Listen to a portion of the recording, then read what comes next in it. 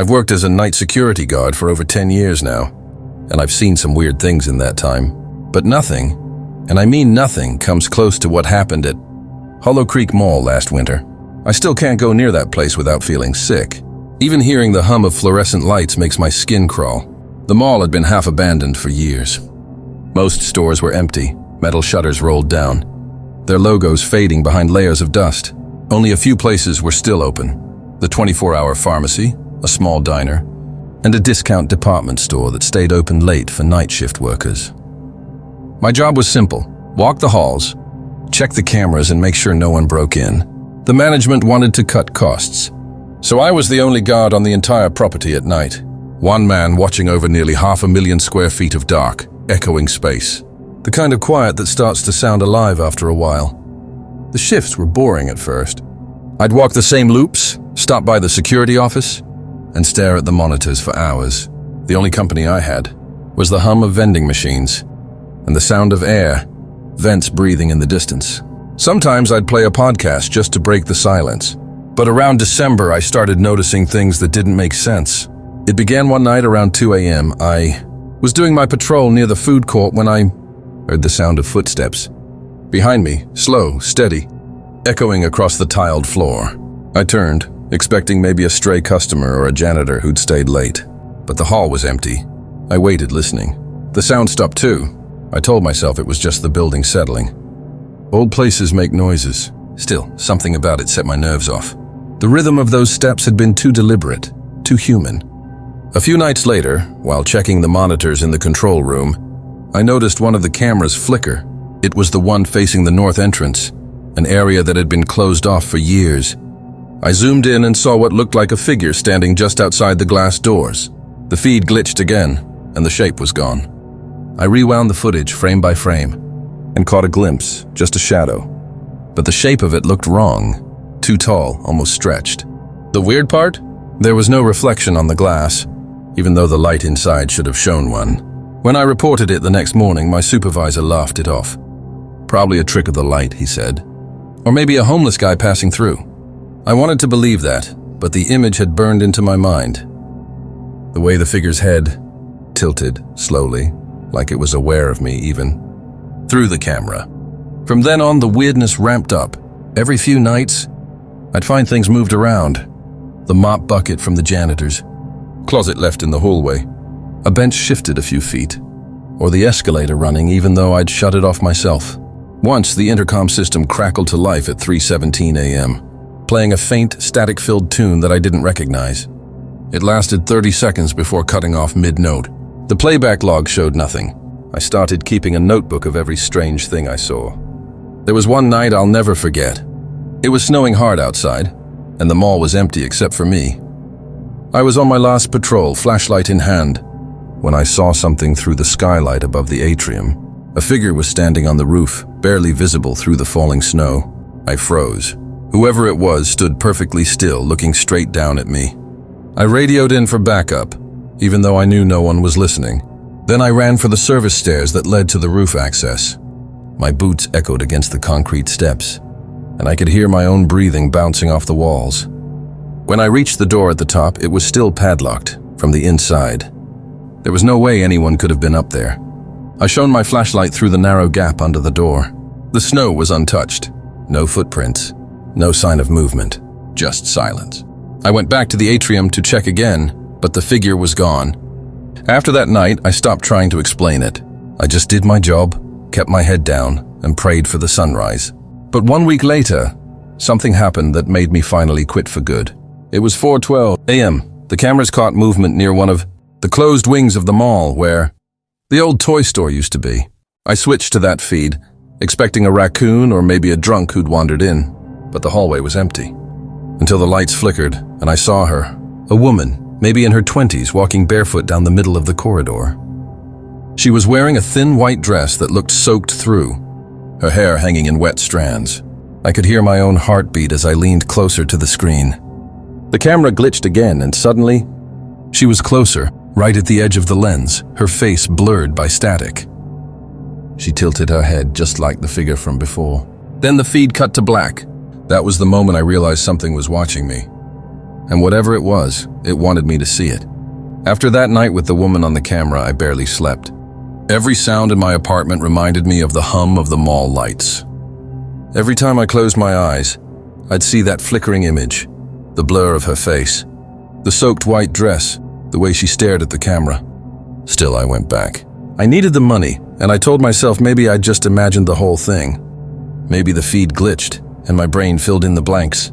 But when I got to the security office the next evening, something was already wrong. The air felt heavy, thick, the kind of stillness that comes before a thunderstorm. The mall was darker than usual. Some of the emergency lights weren't on, and my flashlight flickered no matter how many times I changed the batteries.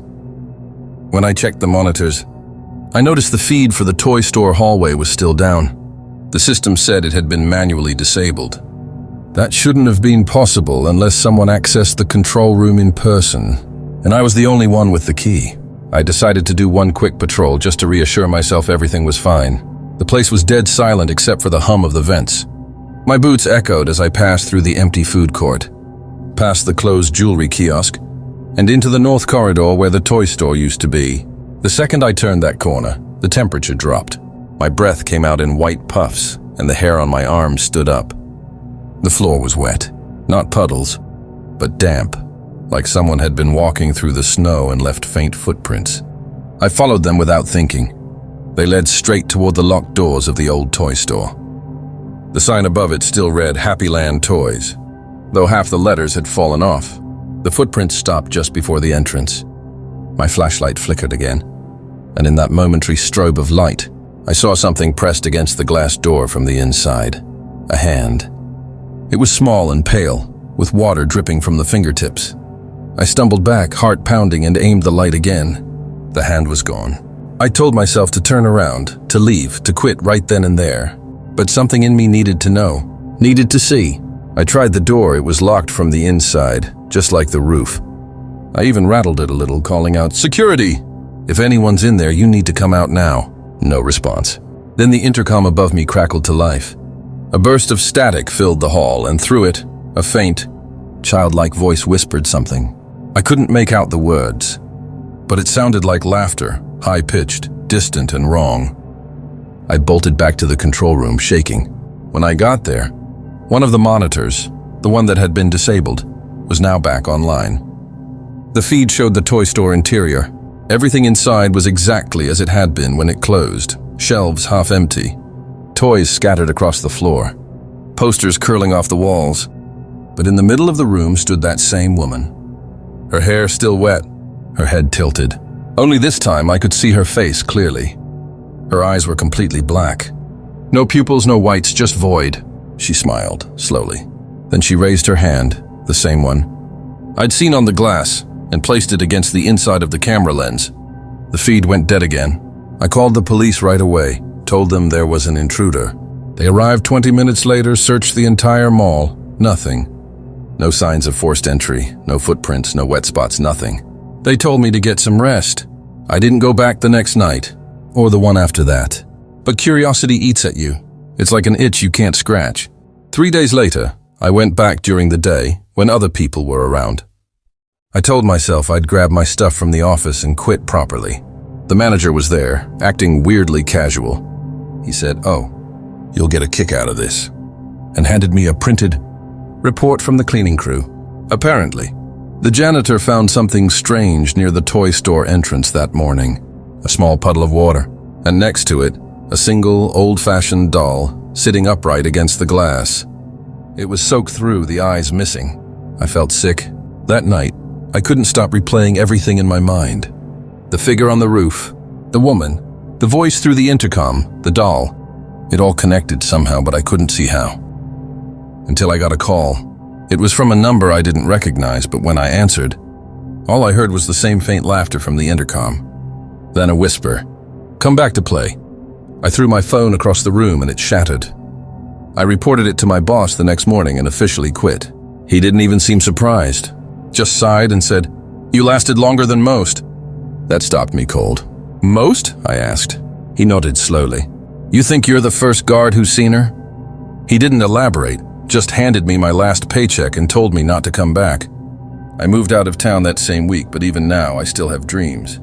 Always the same one. I'm walking through the empty mall, lights flickering above and somewhere in the distance. I hear a child laughing. Then I see her, standing in the food court this time, head tilted, hand pressed against invisible glass, whispering something I can almost understand. The last time I had that dream, I woke up to find condensation on my bedroom window, and on the inside of the glass someone had written in the fog, "Playtime never ends." I used to work night shifts at a small security company in northern Michigan. Most of our jobs were routine, sitting in a booth, watching monitors, logging vehicle plates, and occasionally walking the perimeter with a flashlight. Nothing exciting, nothing cinematic. But one contract still sticks with me like a splinter under the skin, a massive distribution warehouse off Route 9 that locals nicknamed the Hollow. The place sat alone at the edge of a pine forest, its corrugated metal walls echoing in the wind like a giant drum. During the day, it was noisy with forklifts and shouting. But after 11 p.m., it became unnaturally silent, the kind of silence that makes your ears ring. My shift ran from midnight to 8 a.m., 5 nights a week. I was the only guard on duty. That first night, the supervisor, a heavy-set guy named Jim, showed me around. "All the cameras feed to this monitor," he said, tapping the ancient black and white display in the security room. "You do an interior sweep every 2 hours just to make sure no one's inside. The motion sensors have been acting up lately. So if you hear a beep, it's probably nothing." He smiled like that was supposed to be comforting. By 2 a.m., I was sitting in the booth with a stale cup of coffee, listening to the hum of the fluorescent lights. Occasionally, I'd glance up at the monitors. Rows and rows of pallets, forklifts parked neatly, shadows stretching long between the aisles. Everything was still, until I noticed movement. On camera 6, something small darted behind a stack of crates, too fast to be a person, but too large to be a rat. I leaned forward, squinting at the grainy footage. The motion sensor light flickered once, then went dark. I waited for something else, a shape, a shadow, anything, but nothing moved. I told myself it was a glitch. These old cameras caught dust and reflections all the time. At 3 a.m., I started my first walkthrough. The warehouse was enormous, echoing concrete floors, high ceilings with exposed metal beams, and a faint chemical smell from the cleaning supplies. My flashlight beam cut through the darkness like a sword. The sound of my boots echoed so loudly that I started walking softer without realizing it. Halfway down the main aisle, I noticed something strange. A wet trail across the floor, leading toward the far corner where old equipment was stored. It looked like water at first, but it was too dark, too thick. I crouched down. It wasn't oil either. It had a faint metallic smell like rust or blood. I followed it a few steps, shining the light ahead. The trail led to a stack of wooden pallets wrapped in plastic. The plastic was torn open. Inside, something shifted. I froze. "Hello?" I called out, my voice bouncing around the metal walls. "You're not supposed to be in here." No response. I waited, listening. The air felt heavy. Then a low scraping sound, like fingernails dragging across wood. I took a few cautious steps back. "I'm calling the cops," I lied, pulling out my phone even though I had no signal inside that far corner. The scraping stopped. Then something breathed. It was deep and wet, like someone trying to inhale through a throat full of water. My flashlight flickered once, twice, then cut out completely. I turned and ran. My boots pounded against the concrete as I sprinted back toward the security room. Behind me, I heard something move. Heavy, deliberate footsteps, out of sync with mine. I didn't look back. When I reached the booth, I slammed the door shut and locked it. My hands shook as I fumbled with the radio. "Jim, it's Connor. Something's in the building." Static. Then the radio crackled with a faint, garbled voice. My own. The same words I had just said, repeating back to me, distorted and delayed. I froze, staring at the speaker as my voice echoed again. "Jim, it's Connor. Something's in the building." Then silence. The monitors flickered. On camera 3, the far aisle was dark, except for a shape, standing just at the edge of the light, tall, thin, wrong. Its head seemed too long, like it stretched upward into the shadows. I couldn't make out its face. It just stood there, facing the camera, not moving. Then, frame by frame, it tilted its head, not like a human gesture, but a slow, unnatural angle, almost like a puppet being pulled by invisible strings. The feed cut out. Every camera went black for 3 seconds, then came back online. Now the figure was gone. I sat there for nearly an hour, trying to convince myself I imagined it. I even wrote a fake equipment malfunction note in the logbook so I'd have an excuse if anyone asked why I looked so rattled. When my shift ended, I walked out into the cold dawn and swore I wouldn't come back. But the company was short-staffed, and Jim begged me to do one more night until they found a replacement. Against every instinct in my body, I agreed. That night, when I returned, there was a faint mark on the inside of the booth door. 5 long, curved scratches, like something had dragged its nails down the metal while I was gone. Jim swore he hadn't been there, and when I checked the footage from the night before, camera 3 had been deleted. I told myself I'd quit after that last night, but money does strange things to your logic, especially when you live alone, and the silence of your apartment feels worse than whatever's waiting in the dark. So I went back. The sun had already dipped below the tree line when I pulled into the lot. The massive warehouse loomed against a darkening sky, its steel panels glinting faintly in the fading light. The forest behind it looked like a black wall, unmoving, endless. Jim wasn't there this time. No briefing, no company truck in the lot.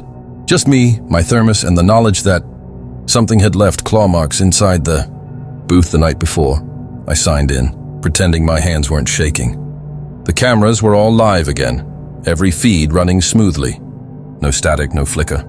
If I hadn't seen what I'd seen, I might have thought I'd dreamed it. But dreams don't leave scratches. The first few hours crawled by, midnight, 1, 2, nothing. Then at 2:37 a.m., the motion alarm went off, one short beep from Zone 4. The same corner where I'd found the dark trail. I stared at the screen. On camera 4, the far aisle was perfectly still. Then, barely visible, something moved at the edge of the frame, slow, almost deliberate. A shape. It wasn't tall this time, more hunched. It crawled across the floor almost flat, like it was trying to stay out of sight. I froze.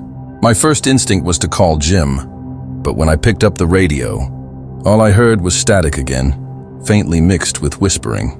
Not words I could make out, but something human enough to make my stomach turn. I grabbed my flashlight and gun, even though I'd never had to use either in 4 years on the job, and started walking down the main corridor. My boots echoed like drum beats in the hollow space. When I reached Zone 4, the smell hit me first. Rot, damp metal. And something else, sweet, almost floral, like decaying fruit. The dark trail I'd seen before was back. Fresh this time, thicker. It led between 2 stacks of crates labeled property of Kettleman Logistics. The air between them felt colder. My breath came out in visible puffs. I turned my flashlight slowly, and there it was. At first I thought it was a person crouched between the boxes, their back facing me, but as I took another step, the head turned, not all the way, not like a normal head would. It slid around, the skin creasing and stretching as if the bones beneath were soft. The eyes were dark, no reflection, no white, just black pits. It moved, rising onto all 4s, its limbs unfolding like a spider's. The sound it made wasn't a growl. It was wet, strained, like air being forced through a torn throat. I stumbled backward, slamming into a metal rack. The noise echoed through the warehouse. The thing screamed, not loud, low, guttural, vibrating through my chest like a subwoofer. I turned and ran. Every light flickered as I sprinted down the aisle. The security booth felt miles away. I didn't dare look behind me, but I could hear it, fast, scraping along the floor. The sound of claws striking concrete. My flashlight beam bounced wildly, catching glimpses of shadows that didn't make sense. Long arms, too many joints, movement that looked backward. When I reached the booth, I dove inside and slammed the door shut. My lungs burned. The monitors glowed in front of me, showing every corner of the warehouse. For a second, nothing. Then camera 6 lit up. The creature was standing in the open now, dead center in the main aisle. Its body was wrong, stretched in some places, collapsed in others, like a human reflection seen in warped glass. It lifted one arm and pressed its long fingers against the nearest wall. Wherever it touched, the metal began to rust, spreading outward like rot blooming in time-lapse. And then it looked straight at the camera. The feed glitched, flickered, and for a brief second I saw my own face staring back. My uniform, my flashlight, everything, staring directly at me. Then static. When the screen came back, the creature was gone. The door behind me rattled once, hard. Then again. The metal hinges squealed. I backed away, grabbing my gun with trembling hands. The handle turned slowly. Metal scraped against metal. "Jim?" I whispered, though I already knew it wasn't. The door stopped. Silence. Then 3 soft knocks. Not random, patterned. 3. Pause. 2. 1. My own code for identifying myself during rounds. I felt something shift inside me. Pure animal terror mixed with confusion. How the hell would it know that? The lights in the booth flickered. Every monitor went black except one. Camera 3, the same feed that had been deleted before. And there I was. Not sitting in the booth, but standing outside it. In the parking lot, looking up at the window. My flashlight beam pointed straight at the lens. My breath hitched. That couldn't be live. There was no one out there. I turned slowly toward the booth's window. Outside, past the glass and the pale wash of the security lights, something stood motionless in the fog. It had my outline, my posture, my uniform, but the face was wrong. The mouth hung open too wide, stretching almost to its ears, like it had been torn that way. And its skin looked like plastic stretched over bone. I don't remember pulling the trigger, but the sound of the gunshot was deafening. The glass shattered outward, not inward, like the bullet had come from the other side. Then everything went black. I woke up in daylight, slumped over the desk, my gun still beside me. The booth door was locked. The monitors were off. For a second, I thought I'd fallen asleep, that it had all been a nightmare. Until I looked outside. The fog was gone. The lot was empty. But there, in the dirt just beyond the shattered glass, were 2 sets of footprints, one leading up to the window, and another leading away into the forest. My print stopped at the door. The others kept going, and they were barefoot.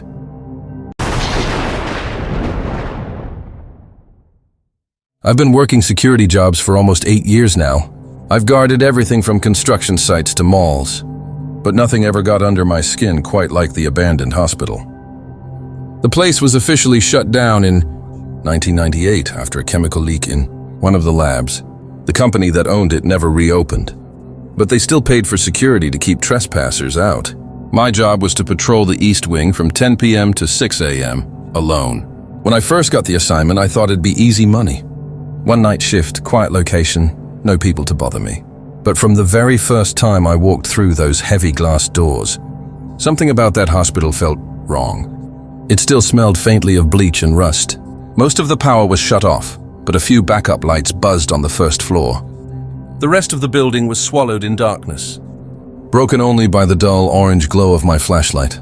My base was a small office near the entrance, a single desk, a chair, and a monitor that cycled between 4 grainy security cameras. Only 2 cameras worked consistently, one in the lobby and one in the main hallway. The others flickered or cut out entirely. The first few nights were uneventful. I'd walk the halls every hour, log my rounds, drink stale coffee, scroll on my phone until dawn. But on the 5th night, the silence started to breathe. It's hard to explain. The building didn't feel empty anymore. When I stood still, I could swear I heard faint footsteps echoing down the tiled corridors. I'd spin around, shine my flashlight, and there'd be nothing but dust hanging in the air. At first, I blamed my imagination. Old buildings settle, pipes expand, metal creaks. You tell yourself all that when you're alone. But this was different. It started around 2:14 a.m. that night. I was sitting in the office, filling out my log sheet, when the monitor for camera 2 blinked on for the first time since I'd started the job. The feed showed a hallway deep in the West Wing, an area I was told was sealed off. At the end of the hall, something flickered past the lens. A quick, blurry movement, human-shaped. I froze. Then the feed cut to static. I stared at the screen for a long time before grabbing my flashlight. I told myself I'd check it out, just to make sure no one had broken in. When I reached the west corridor, the air was cold enough that I could see my breath. The walls here were in worse shape, peeling paint, broken tiles, and the faint smell of mold. Halfway down the hall, I passed a row of patient rooms. The doors were cracked open, and inside each one were rusted bed frames and overturned equipment. My flashlight beam caught on something written on one of the walls. "Help us," scrawled in faded red paint. The sound came next, faint at first, like a shuffle. Then another. Footsteps. I turned toward the far end of the hallway. My light caught movement of the brief, flash of a hospital gown, disappearing behind a doorway. "Hello?" I called out, instantly regretting it. My voice sounded too loud in the empty corridor. No answer. I walked forward slowly, every instinct in my body telling me to turn back. The door ahead of me was marked Psych Ward C. The metal tag was bent, and the edges were rusted with something dark. Inside, the air was stale. Dust floated in the light from my flashlight, swirling like smoke. Old files were scattered across the floor, water-stained and unreadable. Then from somewhere deeper in the room, I heard breathing. Not mine, shallow, uneven. I swung the light around, nothing. "Look, this building's condemned," I said, trying to sound calm. "If someone's in here, I can help you get out." Silence. Then from my left, a faint dragging noise. I moved toward it, heart hammering. My boots crunched on glass as I reached the back of the ward. There was an old treatment room there, its door half off its hinges. The dragging stopped. The light flickered once. Then I saw it, in the reflection of a cracked mirror on the far wall. A figure was standing just behind me. I spun around, nearly dropping the flashlight, but the hallway was empty. The air felt charged, like static before lightning. Every hair on my arm stood up. I slowly backed out of the room, flashlight shaking in my hand. When I finally reached the corridor again, the door slammed behind me, hard. The sound echoed through the building like a gunshot. I didn't look back, I ran. When I reached the main office, I slammed the door shut and locked it. My breathing was ragged. On the monitor, camera 2 had gone black again. I sat there for maybe 20 minutes just listening. No sounds, no movement. Then at exactly 3:03 a.m., something new appeared on camera 1, the lobby feed. A person. They were standing just inside the glass doors, facing the camera. The image was grainy, but I could see enough. Hospital gown, bare feet, head tilted slightly to the side. I blinked, and the figure was closer, right up against the camera now. But what made my stomach turn wasn't the face. It was the eyes, completely black, reflecting no light. I reached for my phone to call the police, but when I looked back, the monitor showed only the empty lobby again. I told myself I was done after that shift. I even called the company in the morning to request a reassignment. They told me something that made my skin crawl. There was no patient entrance in that wing. The entire east lobby had been boarded up since 2004. Whatever I saw standing there had been inside with me. I didn't go back the next night. I told the company my shift was done, that something wasn't right about that building.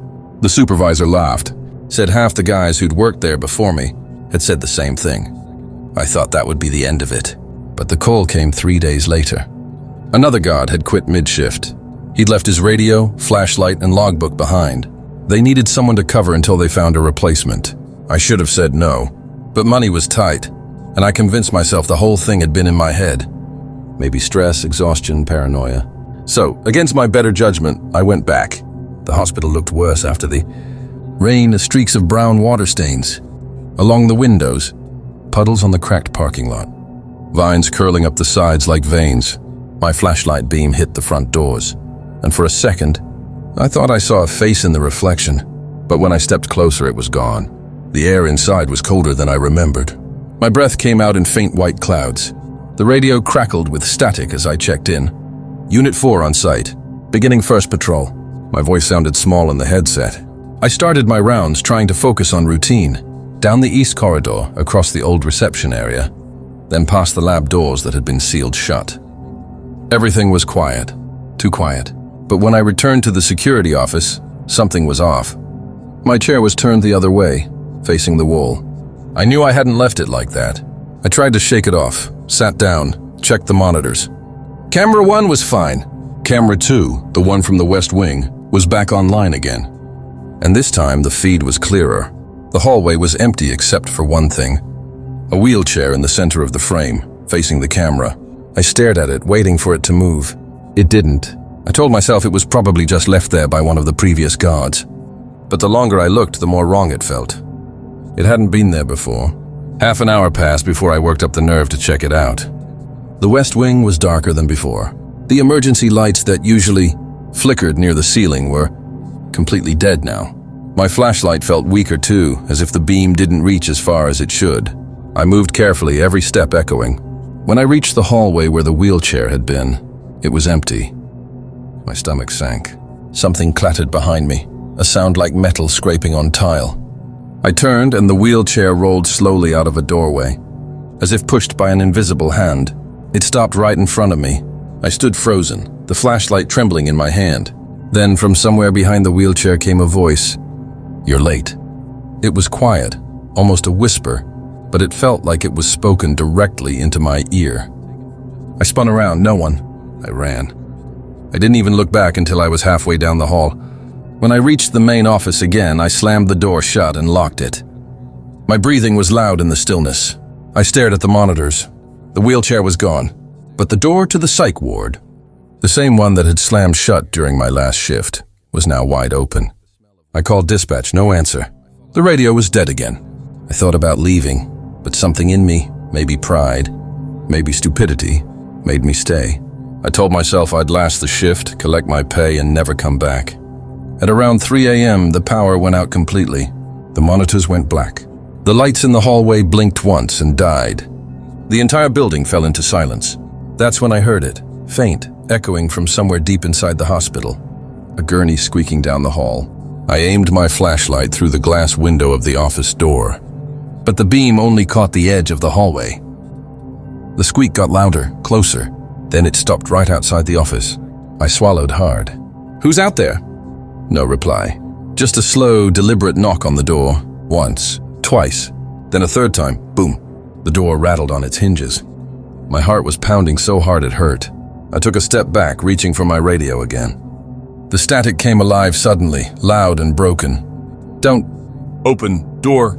Then silence. The knock came again, softer this time. I looked down, realizing my hand was shaking uncontrollably. My flashlight beam drifted across the floor, neck and stopped. There were wet footprints just outside the door, bare feet. And they were facing inward. Something was standing right on the other side. I stumbled back, tripping over the chair. The flashlight rolled across the floor, its beam flickering wildly. Then, a single whisper so close it felt like it came from inside the room. "You shouldn't have come back." The flashlight went out. The next thing I remember is waking up in the hospital parking lot. Just as the sun was rising, my car door was open. The keys were still in the ignition. I didn't remember leaving the office. I didn't remember walking outside, but my uniform was soaked with cold sweat. And my logbook, still clutched in my hand, had something written on the last page. In shaky handwriting, patient admitted 3:03 a.m. Guard stable. Sedation recommended. I quit that morning. When I turned in my badge, I asked if they'd found the other guard, the one who quit mid-shift before me. The supervisor just frowned. "What other guard?" he asked. "You were the first person we sent out there in 6 months." I never went back. Sometimes, though, especially on quiet nights when I can't sleep, I hear it again. That faint squeak of metal wheels moving down a dark hallway. And I swear, if I close my eyes long enough, I can still feel someone standing right behind me, whispering that same line. "You're late."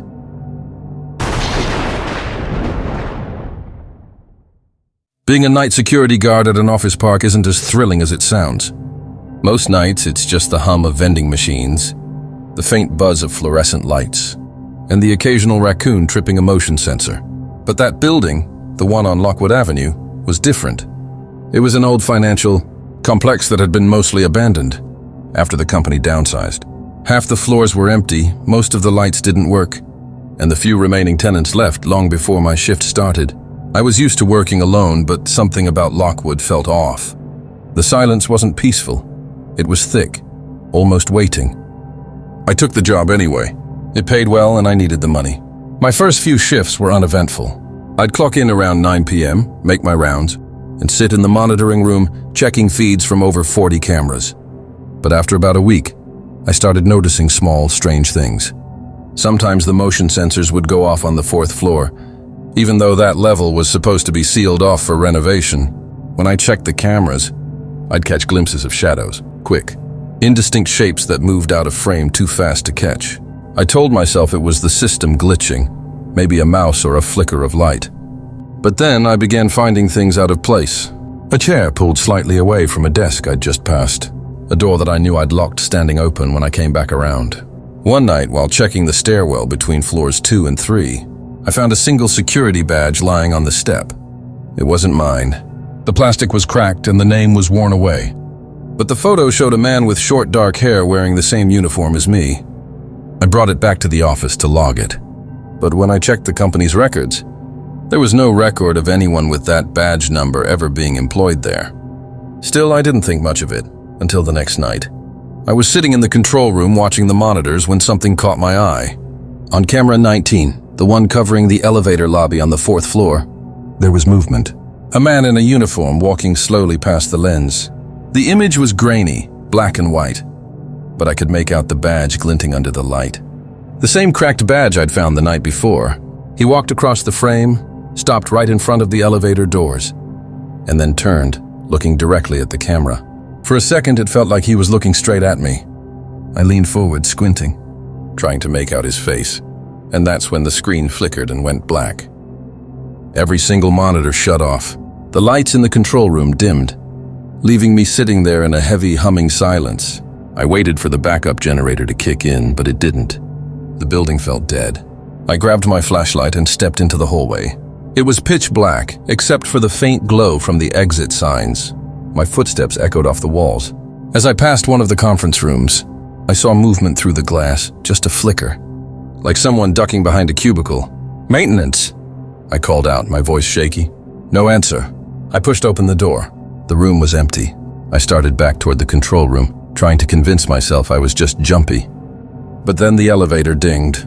That's what froze me. The elevators were shut down after hours. They weren't supposed to move unless someone used a master key. The doors slid open with a metallic groan, and a faint light spilled out. I waited, expecting maybe a late cleaner, or some executive who'd forgotten something. But no one came out. I stepped closer, peering inside. The elevator was empty. Except for one thing. On the floor, lying in the corner, was a second security badge. This one had no photo, just a black smear where the image should have been. I picked it up, turned it over. The back had faint writing on it, scratched into the plastic like someone had carved it with a key. He watches when the cameras stop. That's when I realized the elevator panel was still lit. The 4 button was glowing faintly red. The elevator was waiting. I don't know what made me do it. Curiosity? Maybe. But I stepped inside and pressed the button. The doors slid shut and the elevator began to rise. As it moved, I could hear faint sounds through the speaker. Static. Then something that almost sounded like breathing. The lights inside flickered.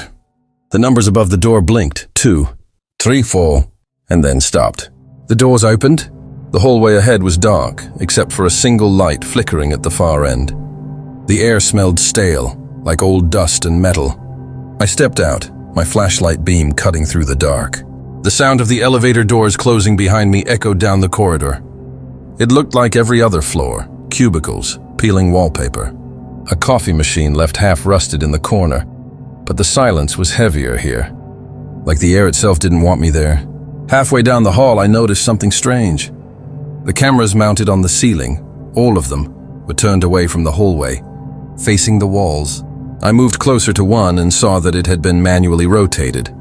Wires exposed, like someone had twisted it by hand. Then from behind me, I heard the faintest whisper, a man's voice, low and calm. "You're not supposed to see this floor." I spun around, shining the light back down the hall. Nothing. But when I turned back, every single camera was now pointed directly at me. All at once, their red lights blinked in unison, and then the one above me, just inches from my head, made a soft clicking noise, as if the lens had just opened wider. I stumbled backward, heart racing. Then every light on the floor went out at once. I bolted back toward the elevator, flashlight shaking in my hand. But when I reached the doors, they wouldn't open. The button panel was dead. That's when I saw the reflection in the metal doors. Behind me, at the far end of the hallway, a figure in a security uniform, standing perfectly still, watching me. I blinked and he was closer. Another blink, closer still. His face was hidden in shadow, but I could see the cracked badge shining on his chest. The same one I'd found days ago. I pounded on the elevator doors, yelling, but they wouldn't budge. When I turned back again, he was gone, but the whisper returned, closer now, right next to my ear.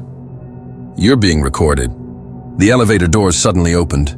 I jumped inside and slammed the 1 button. The doors closed, and as the elevator descended, I could see through the gap just before they shut. a single glowing red light at the end of the hallway. A camera, still watching. When the elevator finally reached the first floor, I didn't wait for the doors to open all the way. I shoved them apart with my hands and stumbled into the lobby, heart hammering. The air down here was just as still as before. No hum of lights, no security alarms, no faint buzz from the vending machine. Everything was dead. I grabbed my radio from my belt, trying to contact dispatch, but all I got was static.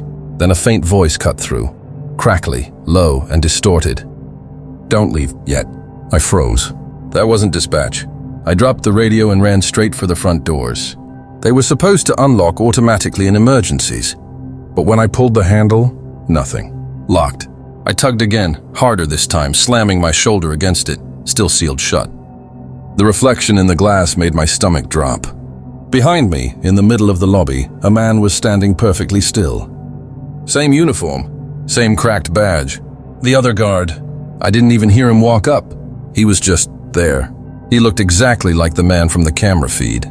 Head tilted slightly to the side. Expression blank. His eyes seemed unfocused, like he wasn't really seeing me. "Who are you?"